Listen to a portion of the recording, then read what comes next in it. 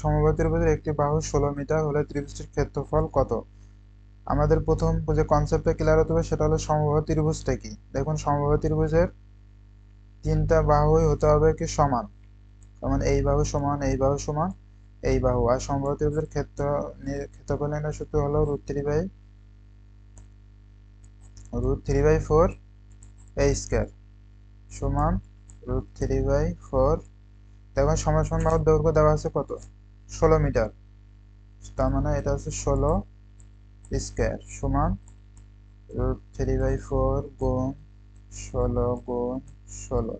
তার মানে 4×4 = 16, 4×4 = 16, থাকতেছে কত? 4×16 = 64 সমান হবে 64√3। দেখুন এখানে 64√3 অ্যান্সার আছে কিনা, নাই, তার মানে কোনোটি অ্যান্সার নাই। তার মানে সমবাহু ত্রিভুজের ক্ষেত্রফল নির্ণয়ের সূত্র কি? √3/4 a স্কয়ার। আপনারা সূত্রটা মুখস্থ রাখবেন। আর সমান সমান বাহুর দৈর্ঘ্য যদি দেওয়া থাকে তাহলে এর জায়গায় ওই মানটা বসাই দিবেন। 16 ছিল, এখানে আমরা 16 বসাই দিয়েছি। তো ক্যালকুলেশন করলে 64√3